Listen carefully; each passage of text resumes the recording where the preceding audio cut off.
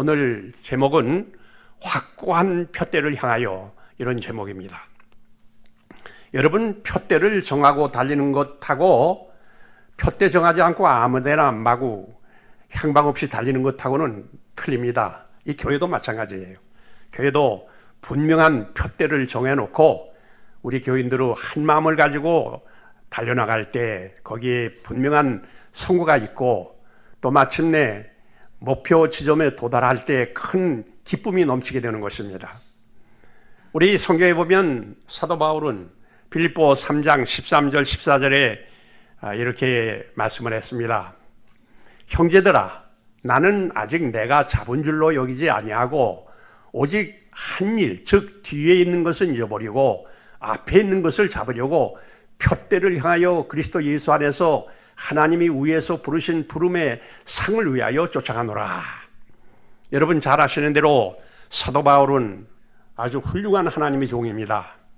그가 예수님을 만난 후에 그는 줄기차게 앞으로 전진합니다.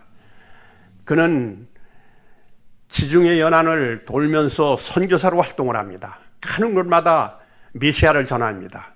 이제 마지막이 되었는데 그가 가는 길이 험합니다. 로마까지 가서 세계 수부까지 가서 말씀을 전하기 위해서 그는 결심을 하고 나가는데, 특별히 여기 그림에 보면 밀레데 그 섬에서 큰 파선을 만납니다. 그래서 배가 이제 아주 부서지고 드디어 바닷속에 거의 죽어가는 사람들이 많이 있지만은 결사적으로 섬에 오릅니다. 그러나 이 사도 바울은 저 손을 번쩍 올리면서 자기가 향해 가는 목적지를 위해서 확실하게 그의 마음을 고정시키고 그리고 믿음으로 전진하는 모습을 봅니다. 그리고 하는 말이, 형제들아, 나는 아직 내가 잡은 줄로 여기지 아니하고 오직 한 일, 즉 뒤에 있는 것은 잊어버리고 앞에 있는 것을 잡으려고 푯대를 향하여 그리스도 예수 안에서 하나님이 위에 부르신 부름의 상을 위하여 쫓아가노라. 이 목표가 있는 사람은 사람이 다릅니다. 삶이 다릅니다. 교회도 목표를 확실히 정한 교회는 그 교회의 움직임이 다릅니다. 또 우리 교인들도 생활이 다릅니다. 믿음의 생활이 좀 더 활기있고 그리고 어떠한 고난과 역경에서도 앞으로 나가고자 하는 각오가 세워지는 것입니다. 그래서 오늘 저는 여러분들과 함께 이 말씀을 우리가 본문으로 해서 하나님의 말씀을 좀 생각해 보고자 합니다. 여러분, 우리는 맨 처음에 하나님께서 우리를 창조해 주실 때 하나님의 형상을 가지고 나왔다고 하는 것 잘 아십니다. 창세기 2장 27절에 보면 하나님이 자기 형상 곧 하나님의 형상대로 사람을 창조하시되 그랬어요. 또 우리의 마지막 목표가 데살로니가전서 5장 23절에 나옵니다. 사도 바울이 데살로니가 교회의 모든 성도들을 향해서 외치는 말씀입니다. 평강의 하나님이 친히 너희로 온전히 거룩하게 하시고 또 너희 온 영과 혼과 몸이 우리 주 예수 그리스도 강림하실 때 흠없게 보존되기를 원하노라. 이것이 우리의 목표입니다. 이것이 우리의 종국적인 소원입니다. 우리가 하나님의 형상으로 나왔으니까 우리 모두가 하나님의 형상으로 하나님을 만난다는 얘기입니다. 이게 우리의 목표입니다. 근데 여기 여러분들 화면에 보면 이상한 그림이 나옵니다. 이것은 혹 기억하시는 분들은 기억하시겠지만은 지금부터 한 3년 전에 여기 인공지능 알파고와 그리고 이세돌이라고 하는 한국의 이 바둑의 구단, 아주 정말 천재입니다. 여기서 대결을 하는 겁니다. 그런데 참 세상을 깜짝 놀라게 한 것은 저 인공지능이, 로봇가 사람을 완패시킵니다. 예, 4번에서 한 번만 이기고 저 사람이 집니다. 어떻게 천재가, 바둑의 천재가 이런 인공지능 앞에 참패를 하느냐. 그래서 세상이 깜짝 놀랐어요. 그런데 여러분은 아시는 대로 이 세상은 하루가 정말 멀게 달라집니다. 얼마나 발전이 많이 생기는지 모릅니다. 어제의 것은 다 구식이 돼버리고 새 것을 향해서 얼마나 정말 급속한 속도로 나가는지 몰라요. 여러분 가지고 계시는 스마트폰 하나만 하더라도 얼마나 엄청난 거기에 메모리가 있고 그리고 우리의 생활을 편리하게 만드는지 모릅니다. 그래서 사람들은 모두가 다 이제는 이 스마트폰에 우리 살아있는 인간이 종이 되어버리는 것 같아요. 제가 한국에 가서 보면 이 전철 탄 사람 가운데 옛날에는 신문 보는 사람들 그리고 서로 대화하는 사람도 있었지만은 요즘에는 그냥 거의 다가 스마트폰에 완전히 사로잡혀서 그것만 내려다보고 웃었다가 또 찡그리다가 그런 사람들의 모습이 완전히 스마트폰의 지배를 받는 세상이 됩니다. 그런데 앞으로는 이 로봇가 이 세상을 지배하는 세상이 될 것이라고 많은 사람들이 우려하고 있어요. 이제 사람을 대신해서 운전하는 로봇가 나올 것이고 또 집도 로봇 하나만 있으면 모든 청소도 다 하고 그리고 변호사나 의사나 판사도 로봇가 하는 세상이 올 거다. 완전히 인간이 로봇을 불러들여서 인간 종말이 올 거다. 이렇게 예언하는 사람들도 있습니다. 그런데 이 세상이 이렇게 무섭게 발전하고 뭔가 달라지는데 사람은 어떠냐 그 말입니다. 더구나 이 하나님의 백성들은 믿음으로 산다고 그러고 구원을 받겠다고 그러고 예수님 만난다고 그러는데 우리 사람은 얼마나 빨리 달라지느냐. 세월은 자꾸 가는데 정말 퇴보 안 하길 다행입니다. 옛날의 믿음 그 초기에 있었던 그 참신한 믿음들이 세월이 감으로 말미암아 점점 퇴보하고 적당히 믿고 그리고 세속화되는 경향이 얼마나 많은지 모르겠어요. 그러므로 아무리 로봇가 좋지만 하나님이 형상대로 만들어준 게 아닙니다. 여러분들과 저는 로봇에 국한한 것이 아니라 우리는 하나님의 형상, 하나님의 형상은 외모만 하나님의 형상이 아니라 내적으로 머리까지 품성까지 하나님의 모습으로 우리가 이 세상에 태어납니다. 그래 우리의 목표가 뭐냐? 우리는 로봇가 아닙니다. 인공지능이 아닙니다. 우리의 목표는 하나님의 형상을 회복하는 것입니다. 그래서 우리가 이 목표를 분명히 하고 앞으로 믿음 생활을 좀 더 철저히 해야 되겠다 이렇게 생각을 합니다. 여러분 아시는 대로 옛날 야곱이 꿈을 꿉니다. 형을 속이고 집을 떠납니다. 방랑인이 됩니다. 외삼촌 집을 찾아갑니다. 그런데 그때의 모습에 대해서 창세기 28장 10절로 12절에 이렇게 말씀을 합니다. 야곱이 브엘세바에서 떠나 하란으로 향하여 가더니 한 곳에 이르러는 해가 진지라 한 돌을 취하여 베개하고 거기 누워 자더니 꿈에 본주 사닥다리가 땅 위에 섰는데 그 꼭대기가 하늘에 닿았고 또 본주 하나님의 사자가 오르락 내리락 하고 그런 말이 있어요. 여기 야곱이 완전히 바닥을 헤맵니다. 그는 아주 다 잊어버렸어요. 집도 잊어버리고 아버지도 잊어버리고 집을 떠납니다. 그리고는 이 황막한 들판에서 돌을 베개하여 잠을 잡니다. 얼마나 불쌍합니까? 밑바닥까지 떨어진 사람입니다.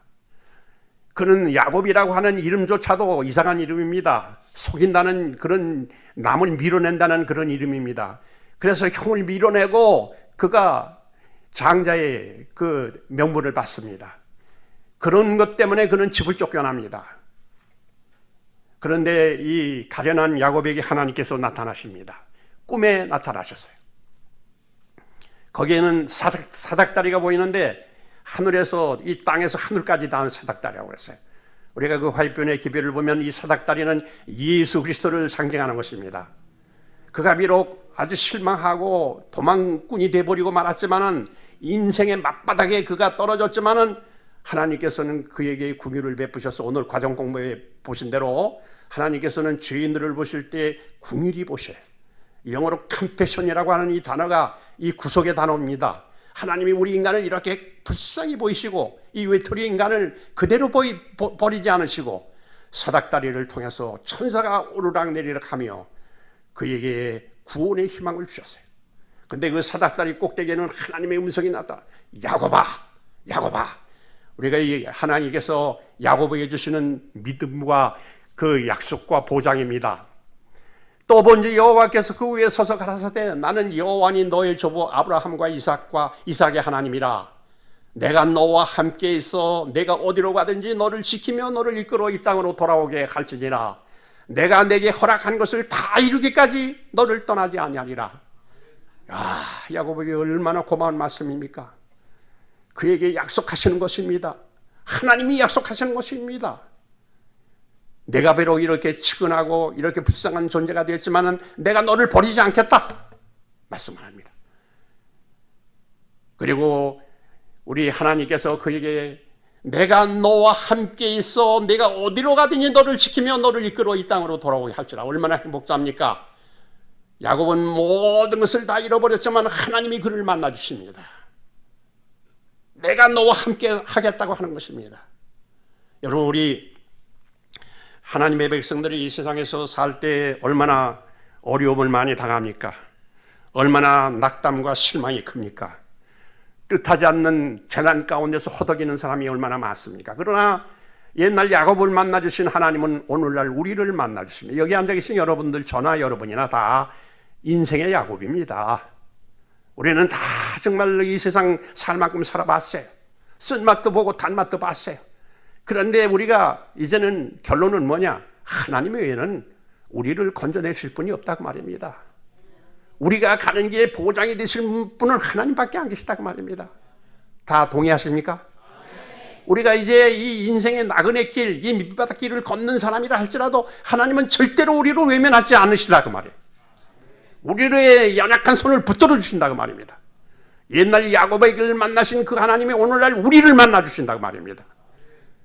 그러므로 우리가 이 확고한 신념을 가지고 이 약속을 따라서 우리가 목표를 향해 나갈 때 하나님께서는 우리에게 약속하신 것을 이루어 주신다는 말입니다. 그래서 이 약속과 보장은 믿음의 동력입니다. 여러분 아시는 대로 자동차가 아무리 좋아도 동력이 없으면, 에너지가 없으면, 기름이 없으면 움직이지 못합니다. 우리 사람도 마찬가지입니다. 아무리 우리가 이 세상에서 공부를 많이 하고 돈도 많고 재벌이라 할지라도 이 세상을 살아가려면 하나님의 약속, 이것이 우리에게 꼭 필요하다고 말입니다. 그러므로 우리가 정말 우리 아무리 때로는 이 세상 살면서 너무 역겹고 너무 힘들다 하지만은 그래도 우리가 하나님을 믿고 주님의 뜻대로 살기로 마음 가운데 결심하고 나갈 때는 우리 앞에 희망이 보입니다. 사닥다리이신 예수님이 우리로 하여금 하늘로 향한 길로 우리를 안내해 주신다, 그 말씀입니다. 그런데 오늘 우리가 이 확고한 목표를 향해서 나가게 될 때 옛날 야곱을 만나 주신 하나님이 그 야곱에게 얼마나 그 믿음의 놀라운 경험을 통해서 그가 하나님의 아들임을 확증시켜 주시는지 잘 압니다. 야곱은 이때 이제 자기의 그 집을 떠나서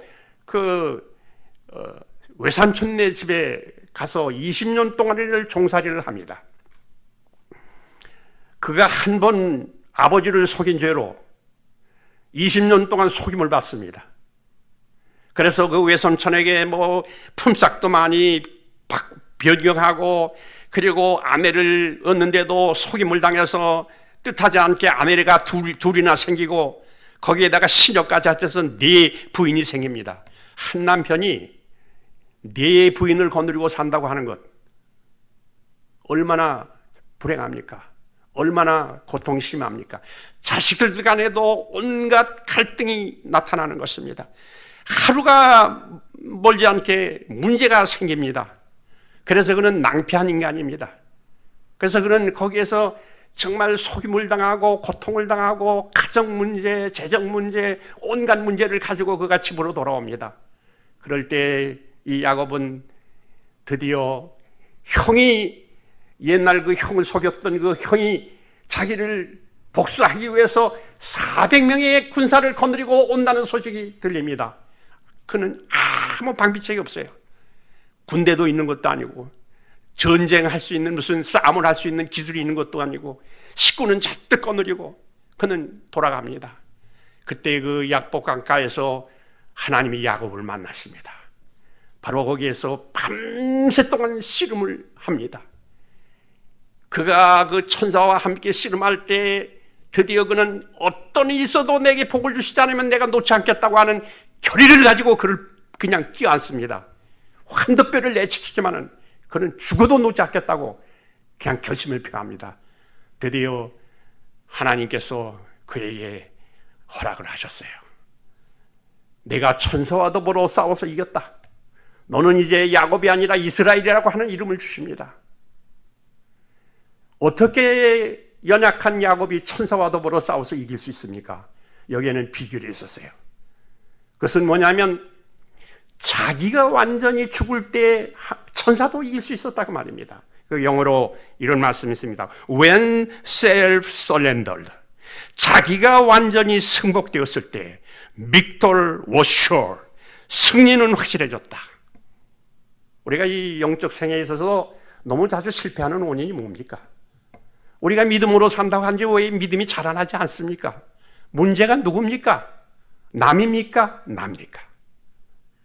저는 평생 동안 믿음 생활 하느라고 여기까지 왔는데 보니까 주로 우리가 영적으로 퇴파하고 영적으로 시들어지고 잘못되는 건 남 때문 아니라 바로 나입니다. 나를 정복할 때 승리가 확실해진다고 말입니다.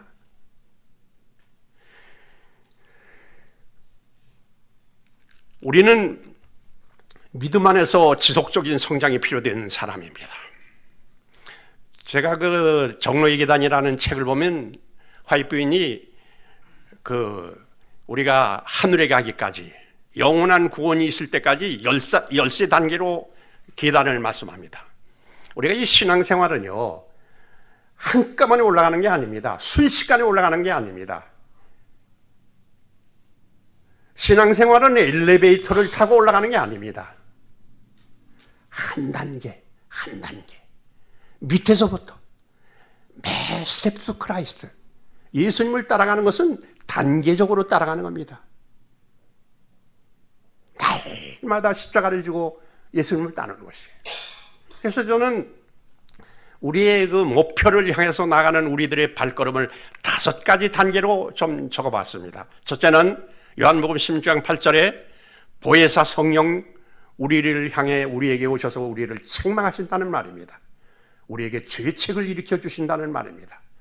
그리고 그리스도의 의가 얼마나 우리에게 필요된다는 것을 우리에게 깨닫게 해주신다는 말씀입니다. 그리고 우리에게 심판에 대한 책망을 하신다고 그랬어요. 우리가 얼마나 하나님의 말씀에 비추어서 부족한 것을 알게 해주신다는 말. 사실은 우리 모두가 다 하나님 믿는 사람이지만 아직도 죄에 대해서 얼마나 고통스러운 것도 우리 자신이 느끼질 못합니다. 하나님의 성령께서 오셔서 이것을 깨우쳐 주셔야 된다고 말입니다. 그러면 우리가 이제 하나님을 믿고 예수님을 개인의 구주로 모실 때 우리의 신분이 격상됩니다. 무슨 어떠한 그 리퀘어멘트, 어떤 요구 조건이 있는 게 아니라 예수님을 내 개인의 구주로 모시면 은혜로서 우리를 무조건 신분의 격상을 주신다고 말입니다. 그래서 우리가 베드로전서 2장 9절에 보면 너희는 거룩한 나라여 그의 소유된 백성이라. 얼마나 감사한지 모르겠어요. 우리가 이게 믿음으로 말미암는 의에 대한 공부를 하면요, 첫 번째 칭의가 나오는데 이것은 어떤 공로에 의해서 우리에게 그런 놀라운 특권을 주는 게 아닙니다. 믿으면 주십니다. 이게 칭의예요. 여겨주신다고 말입니다. 아브라함이 하나님을 믿음에 그것을 의로 여기셨다 그랬어요. 그래서 우리가 지금 받고 있는 의는 우리의 공로에 의해서 어떠한 우리가 잘함에 의해서 거기에 따라 상급이 주어진 게 아니라 그 말입니다. 얼마나 우리가 생각해 보면 감사한지 모르겠어요. 우리는 하나님의 말씀에 비춰볼 때, 십계명에 비춰볼 때 결코 우리가 하나님의 백성이라고 하는 자격을 가질 만한 사람이 아닙니다. 우리가 오늘날 교회에 나와서 하나님의 백성 된 것은 전적으로 그리스도의 의입니다. 그래서 우리는 남을 어떻게 비판할 자격이 없는 사람들입니다. 사실 자기를 아는 사람이 어떻게 남을 손가락, 왜? 나는 나보다 더 부족한 사람이라고 합니다. 어떤 사람이 말하기를 남을 비판하는 사람은 손가락을 이렇게 한다고 그래요. 이거 하나. 근데 남을 비판할 때 손가락이 하나가지만 3개는 자기를 향한다는 건 모른다는 거예요. 그러니까 남을 한 번 비판하려면 나는 3번, 3배 반성해야 된다고 말해요. 근데 우리가 이런 걸 모르고 믿음 생활하게 될 때 조그만 자기가 뭐 가진 것이 좀 있고 남보다 좀 뛰어난 것이 있으면 사람들 앞에 자랑하고 싶고 그런 생활이 너무 많아요. 우리가 그리스도 앞에 있을 때는 세상의 세리처럼 온 세상에 하나만 있다고 생각할 정도로 우리는 머리를 숙일 수밖에 없는 겁니다. 주여, 나는 죄인이로소이다. 여기에서 믿음의 행군이 시작되는 거예요. 나를 완전히 낮출 때. 그러면 이 베드로후서 1장 4절로 8절에 보면 믿음의 덕을 덕의 지식을 지식의 절제를 절제, 인내를 인내, 경건을 경건에, 형제 우애를 형제 우애의 사랑을 공급하라. 이것이 단계적으로 믿음 안에서 이루어지는 신의 성품에 참여하는 단계입니다. 그래서 우리가 아까도 말씀드렸지만은 하나님 앞에 나가기까지, 하나님의 형상을 회복하기까지는 아무라도 엘리베이터식으로 눈 깜빡할 동안에 확 올라가는 그런 변화를 경험할 수 없다고 말입니다. 단계적으로 매 순간마다, 날마다 예수님의 걸어가신 십자가를 따라갈 때 우리 마음속에 예수님, 하나님의 형상이 이루어진다고 말입니다. 그런데 반면에 우리가 이 믿음으로 살면서 예수님의 거룩한 품성을 마음속에 심을 때에는 단계적으로 개인적으로 선하게 대쟁투해서 하나님께 전적으로 승복함으로 말미암아 성령께서 오셔서 우리의 약점을 보완해 주시고 우리로 하여금 그리스도의 성품에 참여하는 자가 되게 하시는데, 떨어질 때는 아닙니다. 여러분, 우리 교회 다니면서 평생 믿던 사람이 타락할 때 시간표 정하고 타락하는 사람 있어요?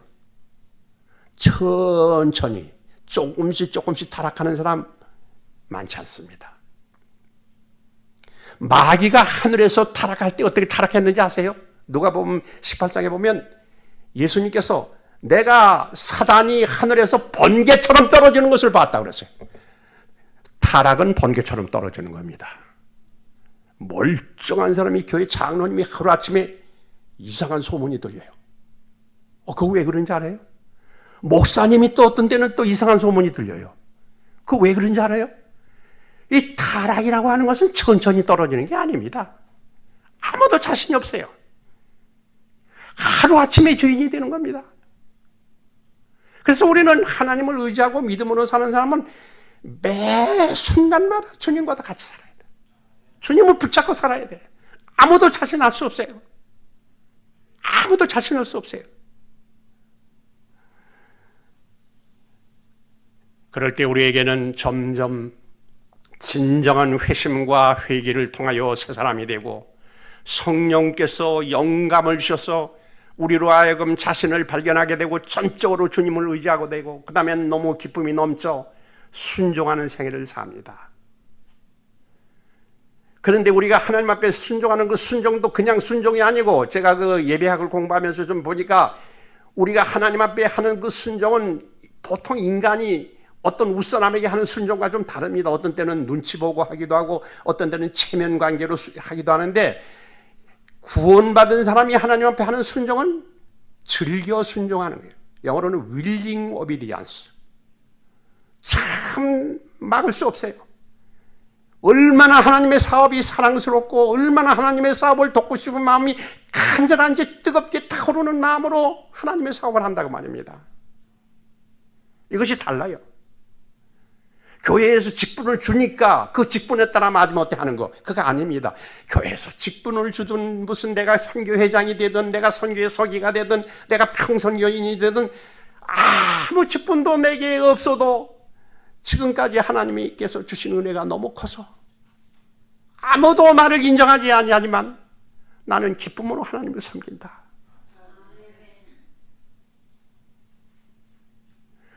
이런 사람은 로마서 8장 13절 14절에 보면 누구든지 하나님의 영의 인도를 받는 자는 하나님의 아들이라. 드디어 에베소 4장 30절에 하나님의 성령을 근심하게 하지 말라. 그 안에서 너희가 구속함의 날까지 인치심을 받았느니라. 진정한 구원은 성령으로부터 시작해서 성령으로 마칩니다. 우리의 구원은 하나부터 열까지 하나님의 은혜입니다. 내공로는 0.0의 1도 포함되지 않는다 그 말입니다. 이런 사람들이 모인 교회는 항상 마음에 불만이 없어져요. 남을 비판하는 것도 없어져요. 감사한 마음이 넘쳐요. 형제요, 우리는 죄인들이요, 그러나 하나님이 우리를 구원해 주시지 않았어. 감사합시다. 하나님 말씀 순종합시다. 뜨거운 마음으로 연합해서 하나님의 뜻을 이루는 교회가 우리 로즈미드 교회가 된다는 말입니다. 우리 금년까지 어떻게 여러분들이 봉사하셨는지 모르지만 새 2020년도에는 우리의 봉사의 질이 달라지기를 바랍니다. 인간 중심의 봉사부터 하나님의 중심의 봉사로 옮기시기를 바랍니다. 일이 잘 되면 누구를 칭찬하고 하는 것보다는 하나님을 감사드리고 이 일을 이루신 하나님 앞에 우리의 마음을 다 드리시기를 바랍니다. 여러분, 성경에 보면 미친 사람이 이상자가 선교사가 되는 말씀이 나옵니다. 여러분, 고라사에 예수님이 가셨을 때 무덤 속에서 한 미친 사람이 뛰어나오지 않습니까? 근데 그 성경에 보면 어떤 제자는 하나라고 그러고 어떤 제자는 둘이라고 그러는데 그거는 너무 놀라서 도망가다 보니까 하나인지 둘인지 몰라서 하나라고도 나오고 둘이라고도 나옵니다. 그런데 이 사람이 하여튼 그 미쳤던 사람이 예수님을 만납니다. 예수님이 손을 들었을 때 그는 거기에서 그만 승복하고 맙니다. 그리고 지극히 높으신 하나님의 아들을 인정합니다. 근데 이 사람이 거기에서 진정한 변화가 그 미쳤던 그 귀신이 그 돼지에게 들어가지 않습니까? 돼지가 다 200마리가 다 그냥 바닷속으로 뛰어 들어갑니다. 동네 사람들이 놀러와서 그냥 놀래가지고 와가지고 그냥 봅니다. 그런데 이 정신 이상자가 조용히 예수님의 권능에 의해서 온전한 사람이 되고 예수님 앞에 무릎을 꿇습니다. 그리고는 예수님을 따라가기를 원합니다. 이때 예수님께서는 너는 나를 따라오지 말고 네가 사는 곳으로 가서 네가 당한 것을 말하라. 그를 선교사로 보냅니다. 근데 그때 그 선교사로 그가 그 미쳤던 사람이 변화가 돼가지고 예수님을 증거하기 위하여 복음을 증거하기 위하여 자기 사는 곳으로 가는데 그때 그 장면을 우리 화이트분이 이렇게 적었어요. 여러분, 저와 함께 너무 귀한 말씀인데 다 같이 보시기를 바랍니다. 읽겠습니다. 시작. 고침을 받은 두 광인은 그리스도께서 대가벌리 지방에 보내신 최초의 선교사들이었다. 겨우 잠깐 동안 이 사람들은 그리스도의 가르침을 들을 특권을 누렸다. 저들은 예수의 설교를 한 번도 들은 적이 없었다. 그들은 날마다 그리스도와 함께 있었던 제자들이 가르칠 수 있었던 것처럼 사람들을 가르칠 수는 없었다. 그러나 그들은 예수가 메시아라는 증거를 자신의 몸에 지니고 있었다. 저는 이 말씀에 감동이 됩니다. 이들은 짧은 시간이었지만 아주 철저히 변했어요. 그래서 예수님을 증거하는데 말로 증거하는 사람이 아니라 몸으로 증거하는 사람입니다. 그들은 예수가 메시아라는 증거를 자신의 몸에 지니고 있었다. 오늘날 우리와 다른 게 뭡니까? 우리는 어떤 때는 머리만 예수님을 모시고 있어요. 그런 입으로만 예수님을 증거하는 때가 많아요. 그런데 이 광인은 그게 아닙니다. 그는 예수님의 십자가를 몸에 지니고 있었다. 남이 경험한 것을 증거하는 사람은 하나의 전달체가 됩니다. 우리 그 미디어라고 하는 말, 그 언론인들이 쓰지 않습니까? 저들은 그냥 중개 역할만 하는 겁니다. 그런데 자기가 진짜 믿음으로 경험한 사람은 이거는 매체가 아닙니다. 이건 증인입니다. 생활이 증인이 된다는 말입니다. 생활이 증인이 된다는 말입니다. 사실 설교할 때도요, 우리가 요즘에 컴퓨터에 얼마나 재료가 많은지 모르면 저도 깜짝 놀랍니다. 뭐 백과사전, 뭐 성경의 고고학, 뭐 없는 게 없습니다. 얼마나 엄청난 지식이 컴퓨터에 있는지. 그래서 컴퓨터 하나만 가지고 있으면 설교 100년치 다 준비합니다. 근데 그런 설교는 이 두 미친 사람에게는 아니라, 이 두 미친 사람은 컴퓨터 없었어요. 하나의 정보 무슨 어디에서 따오고 그런 코테이션이 없었습니다.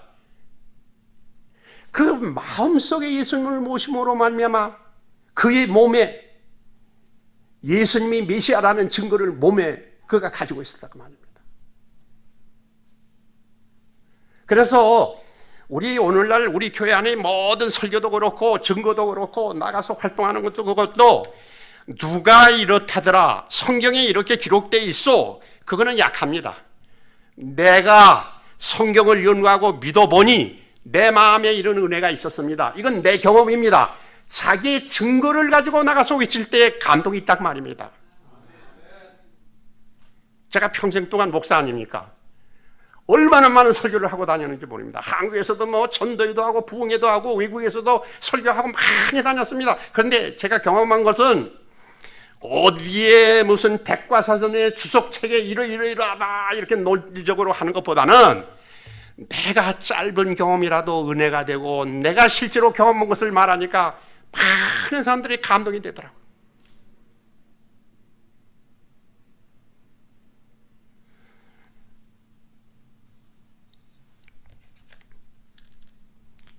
여러분, 또 하나의 회심이 나옵니다.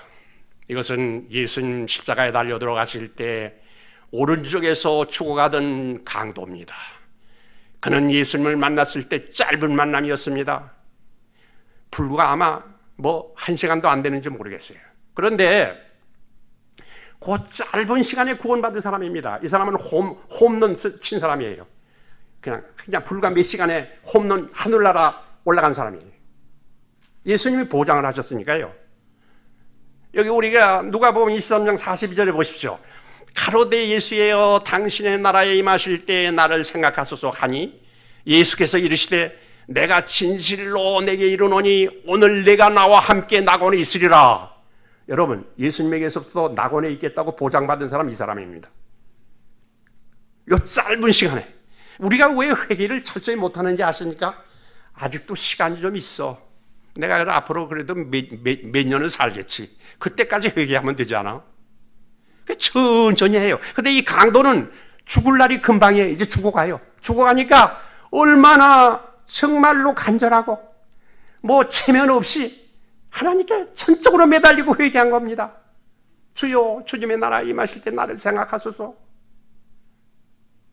그래서 이 설교도요, 제가 그 설교를 사실 다른 목사님들 많이 계시지만은 제 설교가 좀 특별한 설교라고 하는 사람들이 많이 있어요. 그건 뭐냐면 제 설교는 제가 지휘에서도 영어로 설교를 좀 했습니다만은 영어로 설교하면 이제 아무리 나이가 들어서 영어를 좀 배우긴 했지만 얼마나 서투른지 모릅니다. 액센트가 영 말이 아니에요. 그래서 제가 싱가포르에 떠나기 전에 설교를 좀 해달라고 자꾸 그래서 여러분, 왜 내 한국 사람이 영어도 못하는데 나를 보고 설교를 하라고 그럽니까? 그러니까 그분들이 하는 얘기가 그럽니다. 당신 설교를 들으면 설교가 입술에서 나오는 게 아니라 가슴에서 나온다.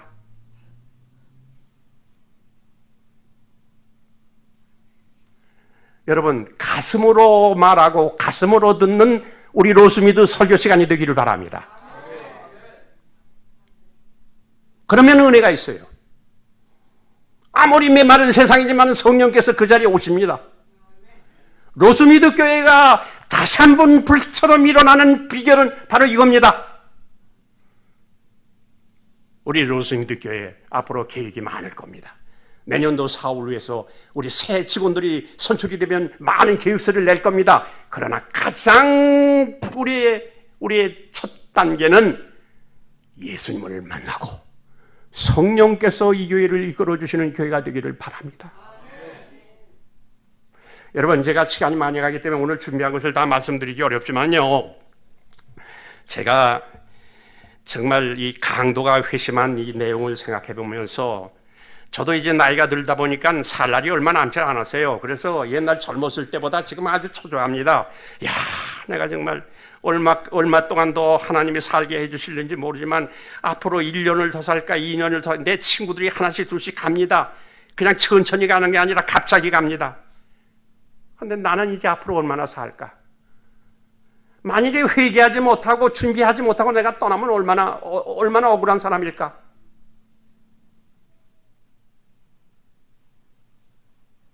이 짧은 시간에 정말 회개를 철저히 해야 되겠다. 하나님께서 받으실 만한 그런 사람이 되어야 되겠다. 내 목표의 지점에 도착을 해야 되겠다. 그런 생각이 나요. 그런데 제가 한국에 1년에 한 번씩 갑니다. 금년에도 제가 다음 달에는 한국에 좀 갈 예정입니다. 아직 가족들이 있기 때문에 제가 이제 1년에 한 번씩은 가는데요. 근데 한국에서 제가 마음 아픈 일을 하나 봤어요. 이 한국의 신문에 이게 딱 났는데요. 어느 신문에 주필이 쓴 내용입니다. 근데 내 마음에 아주 충격을 받았어요. 아마 여러분들도 이 얘기 들으면 충격이 될 겁니다. 왜냐하면 한국인은 그 일본 사람이 쓴 겁니다. 일본 사람, 사실 우리가 요즘에 일본하고 사이가 나쁘지 않습니까? 근데 이게 일본 사람이 그때는 이렇게 악화되기 전에 쓴 건데 한국 사람을 염려해서 썼는지 모르지만 이렇게 글이 있어요. 어느 신문사 주필이 일본 사람이 쓴 글을 옮긴 겁니다. 한국인은 숨 쉬는 것처럼 거짓말을 한다. 한국 사람은 숨 쉬는 것처럼 거짓말을 한대요. 참 정말 마음이 아프더라고요. 근데 여러분들 일본 사람이 예수 믿는 사람 많습니까? 한국 사람이 많습니까? 한국 사람이 일본 사람이 10배입니다. 예수 믿는 사람이. 한국에 가면 교회들이 얼마나 많이 있는데 일본에 가면 저도 일본 몇 번 갔지만 교회들이 많잖아요. 맨 신사참배하고 집집마다 뭘 이렇게 뭐 섬기는 거 만들어놓고 아주 일본 사람은 우상숭배에 아주 지독합니다. 옛날 우리 한국을 지배할 때도 뭘 만들어 놓고 가 절하라고 일본 사람들이 그랬습니다. 그런데 하나님 믿는 사람은 한국이 더 많은데 왜 거짓말쟁이는 그렇게 한국이 더 많으냐고 말입니다. 참 답답해요. 또 뭐라고 그러냐면 이런 얘기입니다. 한국의 사람들, 한국에는 위증, 무고, 사기꾼들이 점점 늘어나고 있다. 그리고 지난 2000년도에는 5만 386명의 사기 사건이 일어났는데 이제 그 법원의 통계입니다. 2013년에는 29만 1128명 사기꾼. 그런데 일본하고 비교해보면 일본의 66배랍니다. 일본의 66배, 한국이. 근데 이 한국에는 십자가도 많고, 그냥 큰 예배당도 많고, 설교도 얼마나 잘하고, 막 그러는데, 왜 진정으로 마음이 변화되지 못하느냐고 합니다. 좀 교회들도 좀 싸움 좀 그만했으면 좋겠어요, 이제. 정말 속상해요, 어떤 때는. 이제 교인들이 한 60명, 70명, 80명에서 이제 발돋움할 때 되면 싸움이에요. 그리고 교회가 갈라져요. 참 마음이 아파요. 이제 우리가 회개할 때 그냥 연말 기도주일 돼서 회개합시다 그걸 말고 진정으로 우리가 마음에 예수님을 모시고 정말 눈물을 흘리면서 예수님처럼 사는 그런 성도가 배출되는 교회가 되도록 합시다.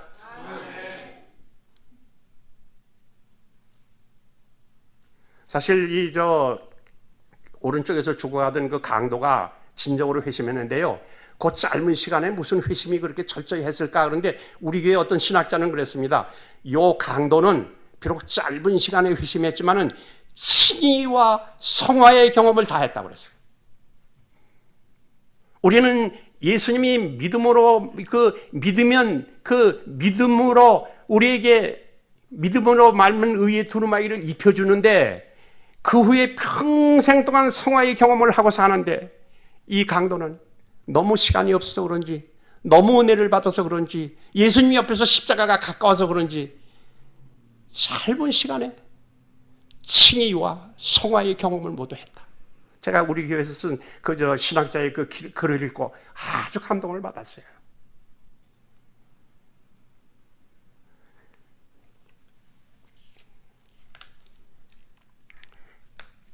주님의 영, 저와 같은 형상으로 우리를 바꾸어 주시는 분입니다. 이제 시간이 되기 때문에 제가 결론을 여기까지만 내리고 마치겠는데요. 우리 다 같이 성경절 읽으시기를 바랍니다. 시작. 주는 영이시니 주의 영이 계신 곳에는 자유함이 있느니라. 우리가 다 수건을 벗은 얼굴로 거울을 보는 것 같이 주의 영광을 보매 저와 같은 형상으로 화하여 영광으로 영광에 이르니 곧 주의 영으로 말미암으니라. 고린도후서 3장 17절입니다. 성도 여러분, 여러분들은 하나님 앞에 귀하신 분들입니다. 언제 귀하신 분이냐? 주의 영으로 주님의 형상으로 바꾸어질 때 귀하신 분이에요. 여러분 꼭 구원받으실 분입니다. 저도 구원받아야 할 사람입니다. 근데 우리가 아무리 노력해도 안 되는 겁니다. 정말 울고 싶어요. 교회를 위해서도 울고 싶고 나를 위해서도 울고 싶고. 그러나 이 안 되는 것을 해주신 분이 하나님이시에요. 하나님이 이 교회의 주인이 되시기를 바랍니다. 그래서 우리 금년에는요, 저 이 50주년 여기 뒤에 이 프랑카트가 있는데 올 때마다 제가 봅니다. 우리 로즈미드 교회 참 역사적인 교회입니다. 로마린다 교회보다도 더 역사가 깁니다. 근데 이제 이 교회가 살아나야 되겠습니다. 그동안 쓰라린 맛, 별맛 다 보신 줄 압니다. 옛날에 이 교회가 몬타리 팍이라고 하는 교회, 제가 옛날에 한국에 있을 때, 지휘했을 때 내가 이 미국에 오면 제가 이 교회에서 설교했던 기억이 나요. 그때 교인들이 지금보다 더 많았습니다. 근데 지금 이 교회가 왜 그런지 이렇게 교인 수가 정말 많지 못하게 됐어요. 이제 여기에서 방법이 없습니까? 우리는 못하지만 하나님은 하십니다. 우리 진정으로 서로 회개하고 사랑으로 연합하고 하나가 되어 주님의 뜻을 이루는 우리 로즈미드 교회가 되기를 바랍니다. 우리 목사님도 기도 많이 하시고 갑절의 영감을 얻으시는 엘리야의 우리 손에 물을 붓던 엘리사, 그런 종이 되기를 바랍니다. 또 우리 장로님들, 내년에 누가 수석 장로님이 되고 누가 장로님이 되실지 모르지만 누가 직원이 되실지 모르지만 제일 먼저 직분을 받기 전에 마음을 새롭게 하시기를 바랍니다. 그리고 하나님께서 쓰시는 종들이 되시기를 바랍니다. 그래서 새해 우리 좀 더 기도 많이 합시다. 하나가 됩시다. 주님의 뜻을 이루는 그런 아름다운 교회가 되기를 바라면서 말씀을 마치겠습니다.